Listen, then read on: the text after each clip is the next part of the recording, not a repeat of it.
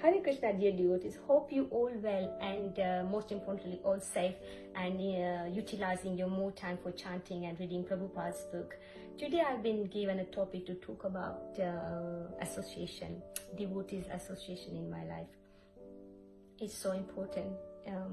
It's so important in my life. Without association, I wouldn't be doing this right now. My journey started through association.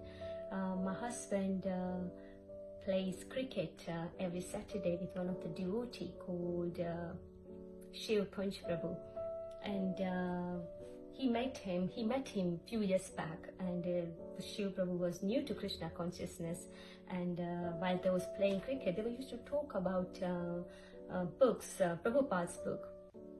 And my husband was used to come home and he was used to share his realization with me and my family. And slowly we got interest in Prabhupada and Krishna. And we started going to Manor Sunday evening programs, and we used to have Gaura Aarti there, I used to have Prasadam there, I used to listen to kirtan sometime. And we started enjoying going regular program. Now because Shiv Prabhu was used to attend Mangala Aarti every Sunday in Soho temple, he offered my husband to go with him, and my husband started going to Mangala Aarti, attending classes, japa there, and he was used to bring Mahaprasadam every Sunday, and we were used to share with our family. And slowly we became more serious about Krishna consciousness. At the same time, he was getting married in the Damodar month, and he invited few devotees also in the wedding, and he put our name with devotees table because he knew that we are vegetarian, and he ordered some special prasadam without onion and garlic. Now you feel sometimes that how Krishna plays magic through devotees when he wants to take you into Krishna consciousness. He finds someone to grab you, and he chose that table. Krishna chose that table for us. We were sitting on that table with some other very nice devotees, and Yogesh Prabhu was sitting there with us, and we all started talking about Krishna consciousness, talking about Prabhupada, and whatever basic knowledge we had, we were sharing with Yogesh Prabhu, and he was very happy. And because Damodar month was going on, he asked us, do you want to do any Damodar puja in your house? Because he was looking for some new houses to do puja, and we took really interest. And Yogesh Prabhu came in our house, and we also took to my mother-in-law's house, a few other houses, my neighbors, my relatives, my friends, so many houses. And so yeah, that was I think first step of our life to enter into Krishna consciousness. And slowly he introduced Red Bridge ISKCON Center that was used to run by Yogesh Prabhu and other devotees. And my husband started going Bhakti Vriksha there, evening program. We started going every Sunday program as well with family. And used to meet with lots of devotees, listening to lots of lectures and attending kirtan there.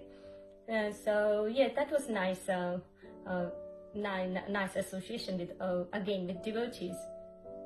Then after some time, Yogesh Prabhu started Bhakti Vriksha in Barking side, and he offered me to attend the Bhakti Vriksha there, and I started going and attending Bhakti Vriksha there. Used to take prasadam, used to share with devotees.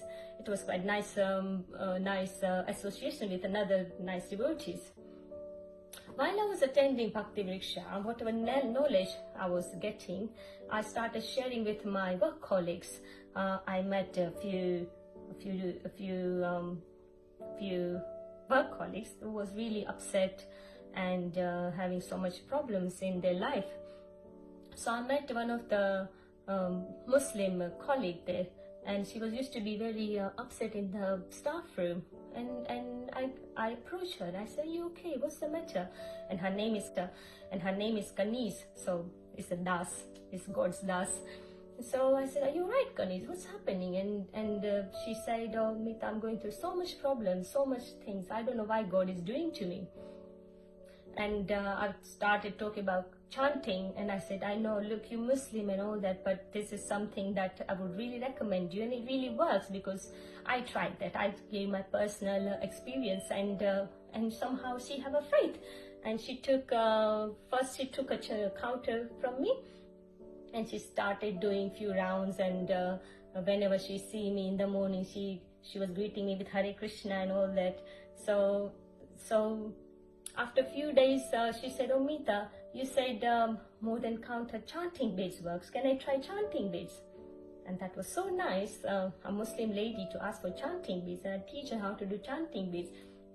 And she started doing rounds from 1 to 2, and then after that she was doing 8, 9 rounds, and she was feeling so good. And she was personally approaching me and saying, "Meeta, all the problems is slowly going. She's feeling more peace inside her." And Damodar month was going same again that time, and I done little Damodar puja in the car with her. Couldn't go to her house because family wasn't very favorable. So I also gave beads and counter to other colleagues in my school. So while I was doing Bhakti Vriksha, I was passing my whatever knowledge I had about Krishna and Prabhupada, I was giving to other people. So they were getting good benefit of it. And while I was doing Bhakti Vriksha, Yogesh Babu somehow had a faith in me, and he offered me some service maybe to look after Bhakti Vriksha for some time, and organize few little events that was going on in Avantikot school. And I started doing that, and he asked me to do some book distribution.